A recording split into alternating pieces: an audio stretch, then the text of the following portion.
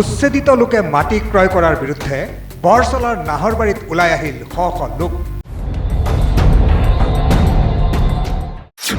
উচ্ছেদিত লোকক কোনো কাৰণতেই মাটি কিনিবলৈ নিদিয়াৰ হুংকাৰ।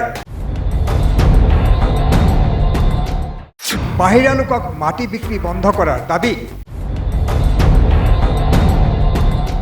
বৰচলাৰ নাহৰবাৰীত উত্তেজনা। উচ্ছেদিত লোকৰ আগ্ৰাসনৰ আশংকাত নাহৰবাৰী গাঁৱৰ আদিবাসী সম্প্ৰদায়ৰ লোক শ শ আদিবাসী লোক পুৱাই পুৱাই ওলাই আহি বাহিৰৰ লোকক মাটি দখলত দিলে বাধা। ঠেলামাৰা ৰাজচক্ৰ এলেকাৰ নাহৰবাৰী গাঁৱত বৃহস্পতিবাৰে এনেদৰে ওলাই আহিল ৰাইজ। চৰ চাপৰিৰ পৰা উচ্ছেদিত পৰিয়ালৰ আগ্ৰাসনক লৈ গভীৰ শংকাত ভুগিছে গাঁওখনৰ একাংশ আদিবাসী পৰিয়াল। এই শংকাৰ পৰিণতিত শ শ গাঁওবাসী ওলাই আহি উচ্ছেদিত পৰিয়ালসমূহক মাটি দখলত বাধা দিয়ে। অভিযোগ অনুসৰি হবিবুৰ ৰহমান নামৰ এজন স্থানীয় মুছলমান ব্যক্তিয়ে চৰ চাপৰিৰ পৰা উচ্ছেদিত একাংশ পৰিয়ালক নিজৰ মাটি অত্যাধিক দামত বিক্ৰী কৰে। এই ঘটনাক লৈ গাঁওখনত তীব্ৰ ক্ষোভৰ সৃষ্টি হয়। গাঁওবাসীৰ অভিযোগ, বাহিৰৰ পৰা অহা লোকক মাটি বিক্ৰী কৰিলে ভৱিষ্যতে অঞ্চলটোত সামাজিক আৰু জনসংখ্যাগত পৰিৱৰ্তনত আশংকা আছে। এইখিনি আমাৰ নিজৰ আদিবাসী মানুহৰ মাটি আছিল। এই মানুহজনে যিজনে বিক্ৰী কৰিছে, বিক্ৰী কৰা মানুহজন অন্তত আমাৰ ওচৰৰ মানুহখিনিক সুধি ল'ব লাগিছিল। নুসুধাকৈ তেখেতে চিতলমাৰীৰ মানুহক বিক্ৰী কৰিছে আৰু ইয়াত যি দাম মাটি চলি আছে সেই দামতকৈ বহুত বেছি টকাত বিক্ৰী কৰিছে। গতিকে আমি এইটো আমাৰ মাটি, আমি ঘূৰাই ল'ম, আমাৰ পূৰ্বজৰ মাটি ঘূৰাই ল'ম। আমি এই মাটিত ঘৰ বনাবলৈ নিদিওঁ। দুইফালে আমাৰ আদিবাসী মানুহত ভৰ্তি হৈ আছে। এই আদিবাসী মানুহক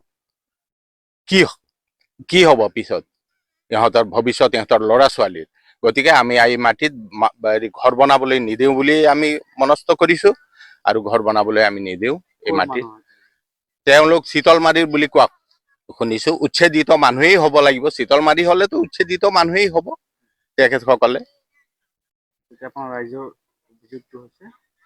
আমি ইয়াত মাটিটো বিক্ৰী কৰিবলৈ নিদিওঁ বাহিৰা মানুহক। লোকেল মানুহ যদি কোনোবা লয়, সেইটো আমাৰ নিজৰ পূৰ্বজৰ ল'ৰা ছোৱালীবিলাক আছে, এতিয়া সিহঁতে ঘূৰাই ল'ম বুলি কৈছে, সিহঁতে ঘূৰাই ল'ব মাটি।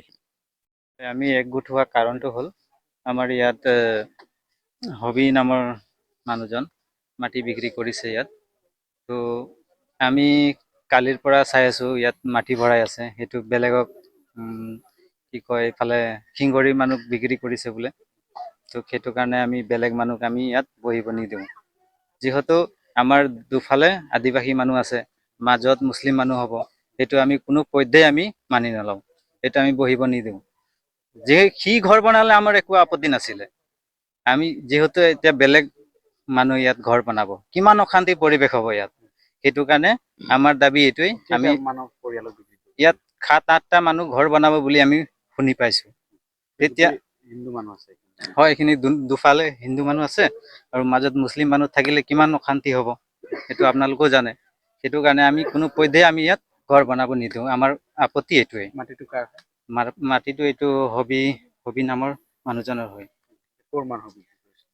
এইটো আমাৰ নাহৰবাৰীৰে হয়, গাঁৱৰে মানুহজন।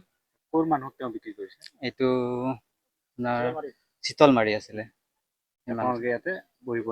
আমি কোনো পধ্যে আমি বহিব নিদিওঁ ইয়াত। আমাৰ আপত্তি সেইটোৱেই। সেইটো কাৰণে আমি গোটেই ৰাইজ ওলাই আহিছো, যাতে আমি কোনো পধ্যে আমি ইয়াত মানুহকেইটাক বহিব নিদিওঁ। এই ঘটনাক কেন্দ্ৰ কৰি নাহৰবাৰী গাঁৱৰ একাংশ আদিবাসী সম্প্ৰদায়ৰ লোক ওলাই আহি প্ৰতিবাদ সাব্যস্ত কৰে। Bureau' report, analysis 24/7।